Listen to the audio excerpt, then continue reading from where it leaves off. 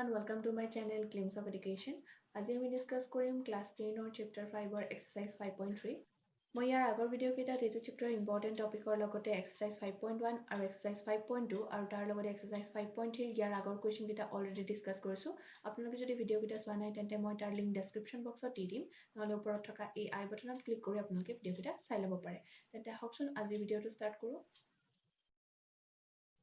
এতিয়া আমি ডিসকাস কৰিম কোৱেশ্চন নম্বৰ 10। কোৱেশ্চন নম্বৰ 10ত দিছে দেখুৱা যে a1 a2 an পদসমূহে এটা ap গঠন কৰে যাৰ an ক তলত দিয়াৰ দৰে সংজ্ঞাবদ্ধ কৰা হৈছে। লগতে প্ৰতিটো ক্ষেত্ৰত প্ৰথম 15টা পদৰ যোগফল উলিওৱা। Show that a1 a2 an form an ap where an is defined as below. Also find the sum of the first 15 terms in each case. এইটো কুৱেশ্যনত আমাক nth টাৰ্মৰ ফৰ্মেশ্যন কেইটা দিছে। তাৰ পৰা আমি দেখুৱাব লাগে যে এই পদসমূহে a1 a2 an এই পদসমূহে এটা ap গঠন কৰে। আমি জানো যে ap গঠন কৰে নে নাই চেক কৰিবৰ কাৰণে আমাক মিনিমাম 3টা টাৰ্ম লাগে। 3টা টাৰ্মৰ পৰা আমি দুটা টাৰ্মৰ কমন ডিফাৰেন্স উলিয়াই পেলাই তাৰ পিছত আমি চেক কৰো যে সেই টাৰ্ম কেইটা ap গঠন কৰিছে নে নাই। যদি সিহঁতৰ সাধাৰণ অন্তৰবিলাক একে হয় তেতিয়াহলে সিহঁতে ap গঠন কৰিব, যদি একে নহয় তেতিয়াহলে ap গঠন নকৰে। সো প্ৰথমতে আমি a1 a2 a3 এই তিনটা টাৰ্ম ইয়াতে উলিয়াই লম। আমি a1 উলিয়াবৰ কাৰণে এই ফৰ্মেশ্যনটোত 3 + 4n ফৰ্মেশ্যনটোত n ৰ জাগাত 1 পাতিব লাগিব। সো এতিয়া 4 * 1 is 4, 4 + 3 is 7. Next a2 value উলিয়াবৰ কাৰণে আমি লিখিব লাগিব 3 + 4 * 2, 4 * 2 is 8, 8 + 3 is 11. Next a3 value উলিয়াবৰ কাৰণে 3 + 4 * 3, 4 * 3 is 12, 12 + 3 is 15. So এতিয়া আমি first common difference to a1 আৰু a2 এই দুটা ইউজ কৰি পেলাই উলিয়াম। So a2 minus a1. So a2 ৰ ভ্যালু আছে 11, a1 ৰ ভ্যালু আছে 7. So 11 minus 7 is 4. Next common difference to আমি a3 আৰু a2 ৰ পৰা উলিয়াম। So a3 minus a2 is equal to 15 minus 11, that is 4. So এই দুইটা সিচুৱেশ্যনতে কমন ডিফাৰেন্স 4 হৈছে। সো এই নাম্বাৰস খিনিয়ে এটা ap ফৰ্ম কৰিব। সো ইয়াতে আমি লিখিছো এটাকে a1 a2 an এই পদসমূহে এটা ap গঠন কৰিব। Therefore these numbers form an ap. So এতিয়া আমি উলিয়াব লাগিব 15টা পদৰ যোগফল। সো ইয়াতে আমি প্ৰথম পদ a পাইছিলো 7, কাৰণ a1 আছিলে ইয়াত 7 আৰু কমন ডিফাৰেন্স d আছিলে 4। যেহেতু আমাক 15টা পদৰ যোগফল বিচাৰিছে সেইকাৰণে ইয়াত n ৰ ভ্যালু হ'ব 15। Therefore s15 is equal to ফৰ্মুলাটো আছিলে n/2 twice a plus n minus 1 into d. So ইয়াত n ৰ ভ্যালু আছিলে 15, a ৰ ভ্যালু আছিলে 7 and d ৰ ভ্যালু আছিলে 4.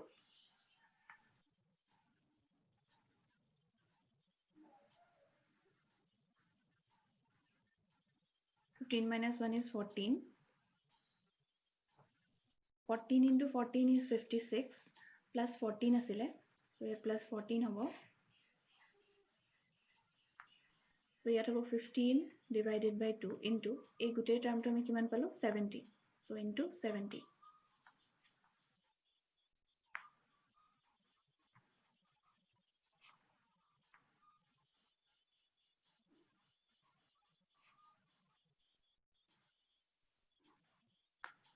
So আমি s15 palo 525. So শেষত আমি লিখিছো এটাকে প্ৰথম 15টা পদৰ যোগফল 525. Therefore sum of first 15 terms is equal to 525. এতিয়া আমি ডিসকাস কৰিম question number 10 ৰ second question টো। ইয়াত দিছে an is equal to 9 minus 5n. ইয়াতো আমি প্ৰথমতে a1 a2 and a3 উলিয়াই ল'ব লাগিব। So a1 is equal to 9 minus 5 into 1. So 5 into 1 is 5, 9 minus 5 is 4. So next a2 is equal to 9 minus 5 into 2. So 9 minus 5 into 2 is 10.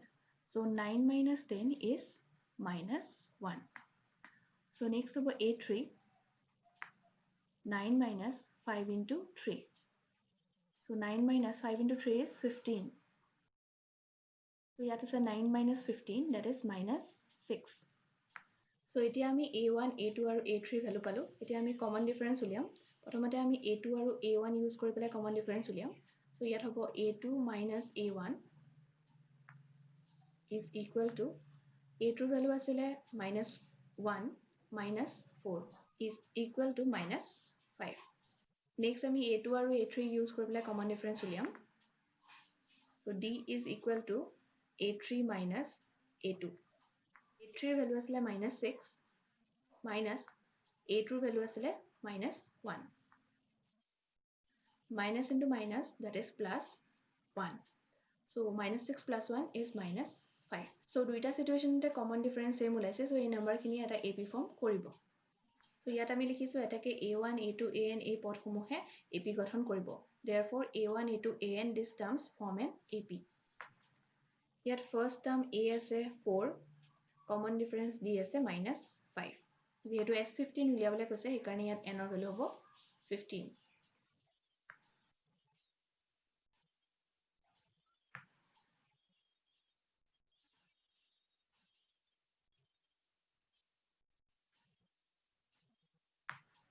ইয়াত n ৰ value আছে 15 a ৰ value আছে 4 d ৰ value আছে -5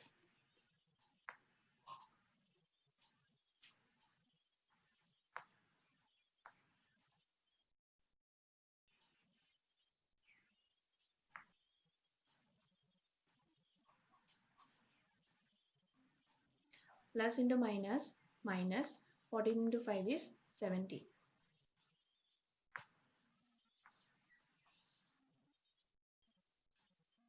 8 minus 70 is -62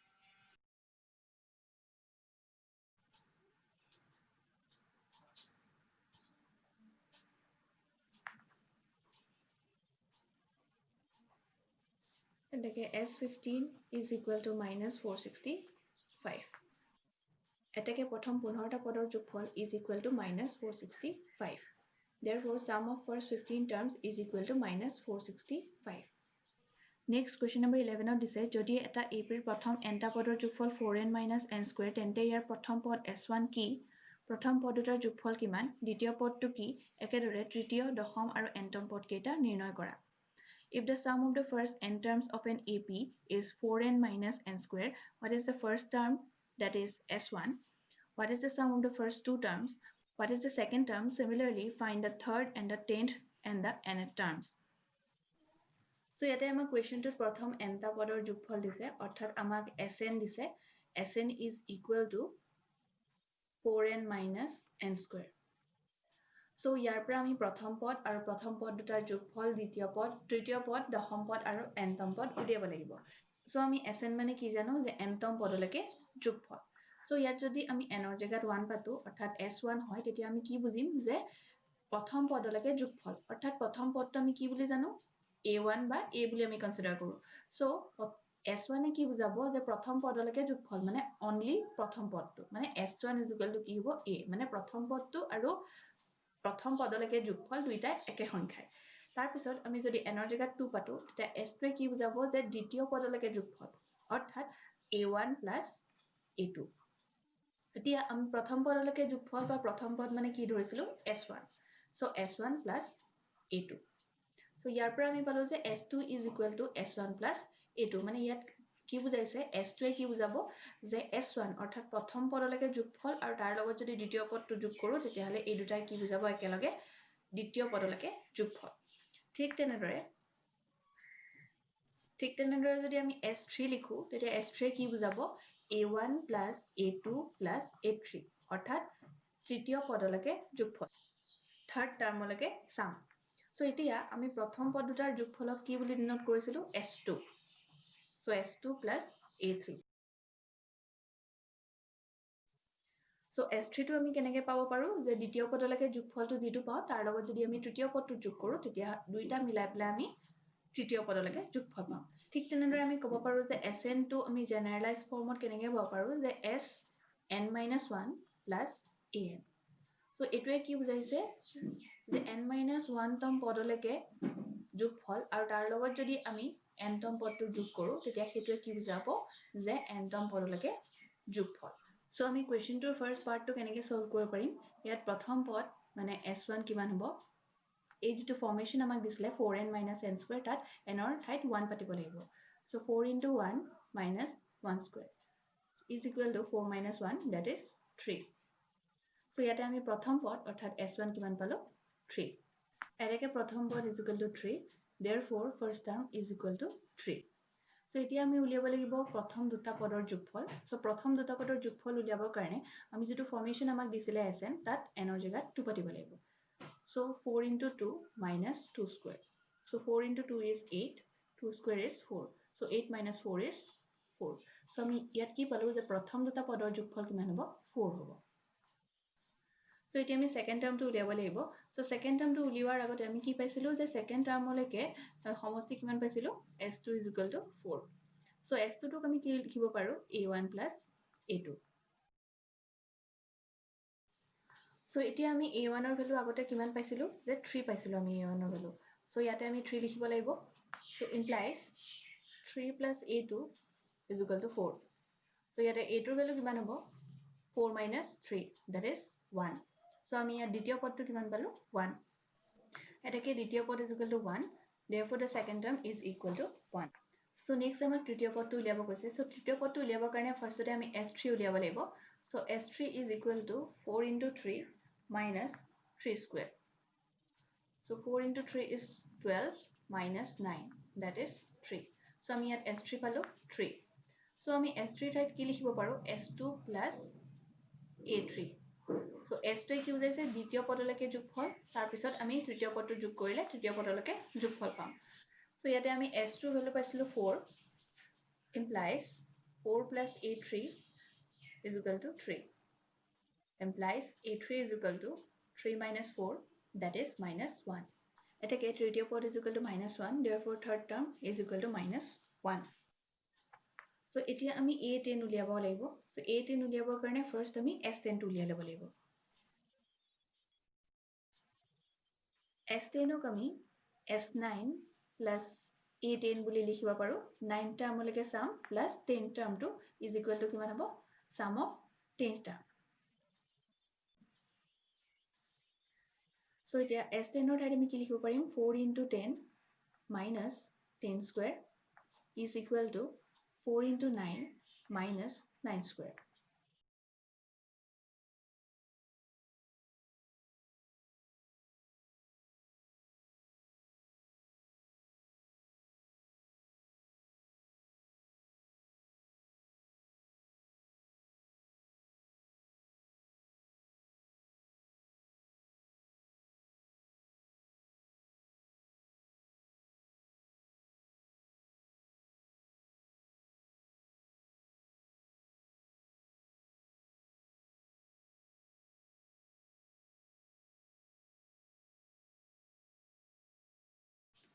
So yet আমি 10th term কি পালো minus 15 এটাকে দশম পদ is equal to minus 15 therefore the 10th term is equal to minus 15 so next আমি nth term টো উলিয়াব লাগিব so nth term টো উলিয়াবৰ কাৰণে first আমি sn টো উলিয়াব লাগিব so sn ক আমি কি লিখিব পাৰো sn minus 1 plus an so ইয়াতে আমি কি লিখিছো n minus 1 টাৰ্মলৈকে sum plus nth term টো এই দুইটা আমি এড কৰিলে আমি কিমান পাও nth টাৰ্মলৈকে sum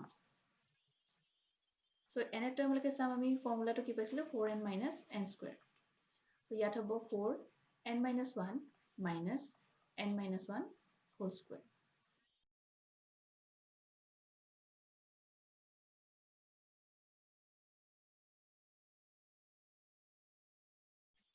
এটা যদি আমি a minus b whole square break কৰো তেতিয়া এটো কি হ'ব n square plus 1 minus twice n.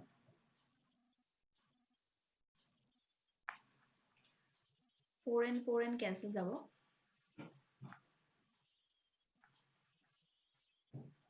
so এটা যদি আমি মাইনাসৰ এই গুটেই টাৰ্মটো মাল্টিপ্লাই কৰো তেতিয়া হ'ব minus n square minus 1 plus twice n plus an. Minus 4 minus 1 that is minus 5. Minus 5 to যদি আমি ইটো সাইডে ট্ৰান্সফাৰ কৰোঁ তেতিয়া হ'ব plus 5 and ইয়াত আছে plus twice n ইফালে ট্ৰান্সফাৰ কৰি হ'ব minus twice n. So আমি n এর টার্মটো কি পালো 5 minus twice n. এটাকে n term part is equal to 5 minus twice n. Therefore the n term is equal to 5 minus twice n. Question number 12 দিছে 6 ৰে বিভাজ্য প্ৰথম 40টা ধনাত্মক অখণ্ড সংখ্যাৰ যোগফল নিৰ্ণয় কৰা। So প্ৰথমতে আমি 6 ৰে বিভাজ্য ধনাত্মক সংখ্যা কেইটামান লিখি ল'ব লাগিব। So ইয়াতে আমি লিখিছো 6 ৰে বিভাজ্য ধনাত্মক সংখ্যাবোৰ হ'ল এনে ধৰণৰ পজিটিভ ইন্টিজাৰ্স divisible by 6 are 6 12 18 24 এনে ধৰণৰ। So এতিয়া যদি এই নাম্বাৰছখিনি আমি ভালদৰে চাওঁ so তেতিয়া দেখিম যে 12 minus 6 যদি আমি কৰো 12 minus 6 is equal to 6. So next আমি যদি এই দুটা টার্ম লওঁ 18 minus 12 is equal to 6. Next 24 minus 18 যদি কৰো তেতিয়াহ'লে that is also 6. So আমি কি পালো যে দুটা টাৰ্মৰ কমন ডিফাৰেন্সটো গোটেইকেইটা সিচুৱেচনতে সেম হয়। So এই নাম্বাৰছখিনি কি কৰিব যে এটা AP ফৰ্ম কৰিব। এতেকে এই সংখ্যাসমূহে AP গঠন কৰিছে therefore these numbers form an AP. So এতিয়া আমি 6 ৰে বিভাজ্য প্ৰথম 40টা ধনাত্মক অখণ্ড সংখ্যাৰ যোগফল উলিয়াব লাগিব। So যেহেতু এই সংখ্যাসমূহে এটা AP গঠন কৰিছে so ইয়াত A অৰ্থাৎ প্ৰথম পদ হ'ব 6 আৰু কমন ডিফাৰেন্স হ'ব 6।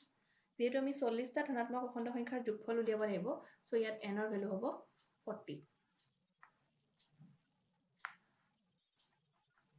So S40 হ'ব n by 2 twice a plus n minus 1 into d. So ইয়াত n ৰ ভ্যালু হ'ব 40, a ৰ ভ্যালু হ'ব 6 আৰু d ৰ ভ্যালু হ'ব 6।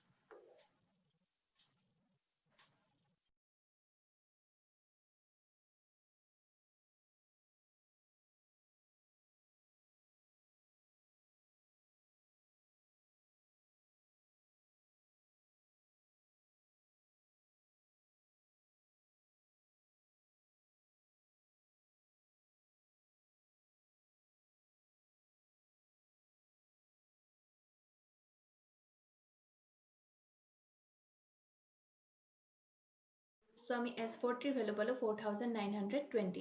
এটাকে 6 ৰে বিভাজ্য প্ৰথম 40টা ধনাত্মক অখণ্ড সংখ্যাৰ যোগফল is equal to 4920. Therefore sum of the first 40 positive integers is equal to 4920. ভিডিওটো চোৱাৰ বাবে ধন্যবাদ। বাকি থকা টপিকবোৰ মই মোৰ নেক্সট ভিডিঅ' ডিসকাস কৰিম। ভিডিওটো চাই যদি ভাল পালে দেন লাইক কৰিব, শ্বেয়াৰ কৰিব আৰু সাবস্ক্ৰাইব কৰিব। আপোনালোকৰ সাজেশনছ আৰু কোৱেৰিজবোৰ কমেন্ট বা মেইল কৰি জনাব পাৰে। Thank U.